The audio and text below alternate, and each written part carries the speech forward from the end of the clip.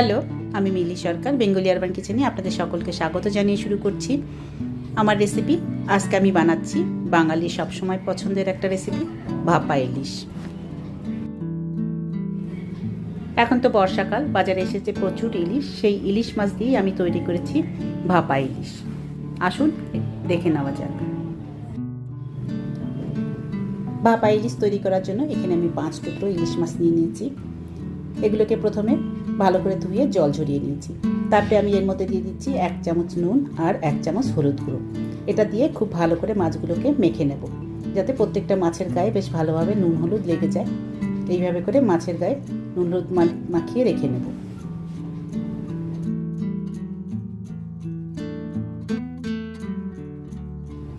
ইলিশ ভাপা বানাতে আমার সর্ষে বাটার দরকার হবে, তার জন্য আমি এখানে নিয়ে নিয়েছি একটা মিক্সি পট। তার মধ্যে দিয়ে দিচ্ছি 2.5 চামচ মতো সর্ষে, আর দিয়ে দিচ্ছি গোটা 4 কাঁচা লঙ্কা, আর দিয়ে দিচ্ছি 1 টুকরো আদা ছোট ছোট টুকরো করে সেটা দিয়ে দিলাম। আর এর সঙ্গে দিয়ে দিচ্ছি সামান্য একটু জল, যেটা দিয়ে এটাকে খুব ভালো করে একটা স্মুথ পেস্ট আমি তৈরি করে নেব। পুরো ভিডিওটা দেখে ভালো লাগলে লাইক, সাবস্ক্রাইব আর শেয়ার বাটনটা টিপবেন, আর বেল আইকনটা টিপতে ভুলবেন না। এবার আমি নুন হলুদ দিয়ে মেখে রাখা মাছের টুকরোগুলো একটা স্টিলের টিফিন বাটিতে ট্রান্সফার করে নেব। সবগুলো মাছ টিফিন বাটিতে দিয়ে দিলাম। এরপর আমি এর মধ্যে দিয়ে দেবো সর্ষের যেটা পেস্ট করে রেখেছিলাম, সেই সর্ষের পেস্টটা পুরোটাই আমি এর মধ্যে দিয়ে দিচ্ছি। এর সঙ্গে দিয়ে দেবো নুন আর হলুদ।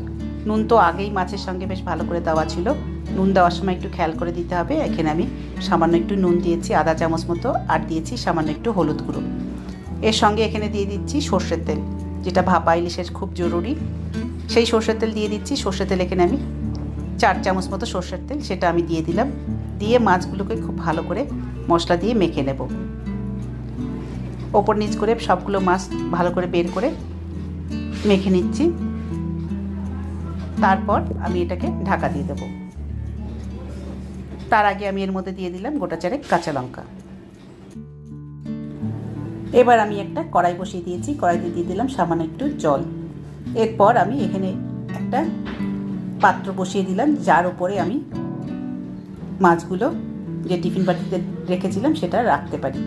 রেখে এটাকে ঢাকা দিয়ে দিলাম। আর এখানে গ্যাসটা মিডিয়াম করে রাখা আছে। এটা বানাতে মোটামুটি 10 থেকে 12 মিনিট মতো সময় লাগবে।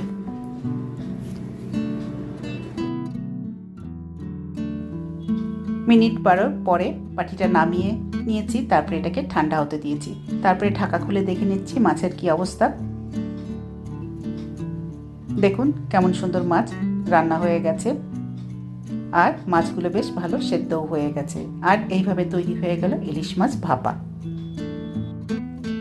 এই ইলিশ মাছ ভাপা আপনি খুব সহজেই আপনার কিচেনে বানিয়ে ফেলতে পারেন, আর এটা সার্ভ করতে পারেন গরম গরম সাদা ভাতের সঙ্গে। আজকে আমার বানানো এই ইলিশ মাছের ভাপা রেসিপি আশা করি আপনাদের পছন্দ হয়েছে। যদি পছন্দ হয়ে থাকে তাহলে অবশ্যই লাইক করবেন, শেয়ার করবেন, আর আমার চ্যানেলটাকে সাবস্ক্রাইব করতে ভুলবেন না। আবার দেখা হবে নেক্সট ভিডিওতে অন্য কোনো রেসিপি নিয়ে। ভালো থাকবেন। Thank you.